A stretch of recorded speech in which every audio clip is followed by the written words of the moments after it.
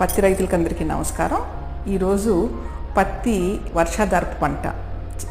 ఆ పంటకి మీరు ఎక్కువగా ఇప్పుడు బీటీ కాటన్ తీసుకొస్తున్నారు. మీరు ఆ పత్తి విత్తనం పెట్టేటప్పుడే ఈ జీవన ఎరువులు ఎక్కువ వాడండి. ఎందుకంటే వర్షం రాకపోయినా ఆ మొక్క బతికుంటుంది. ఈ వర్షాలు రాకపోతే ఆ మొక్కలు పశువుల ఎరువు కానీ, వర్మీ కాంపోస్ట్ కానీ, ఈ కిట్ కొనుక్కొని, ఈపీఎన్ కొనుక్కొని ఆ మొక్క నాటేసేటప్పుడు ఈ ఎరువు వేసేసి ఆ విత్తనంతో పాటు ఎరువు విత్తనంగా నాటేయవచ్చు. ఒకవేళ టైం అయిపోయి మొక్క పెరిగింది మేడం అంటే కూడా మీరు మళ్ళీ అక్కడ ఈ ఎరువు వేసుకోవచ్చు. మీరు ఆ తేడా చూస్తారు. ఎంత తేడా కెమికల్కి దీనికి. మీకు ఈల్డ్ కదా 20 to 30% ఈల్డ్ పెరుగుద్ది. ఎక్కువగా అప్పుడు సుప్రియ చెప్పినట్టు మేడం ఏరుకుళ్ళు వస్తుందంటారు. ట్రైకోడర్మా, సూడోమోనాస్, బ్యాసిలస్ స్పీషీస్ మీరు వాడితే ఆ ఏరుకుళ్ళు తగ్గద్ది. నెక్స్ట్ మీకు పింక్ బోల్ వామ్ వస్తుంది. ఈపీఎన్ మెటరైజం అని భూమిలోనే వాడితే అసలు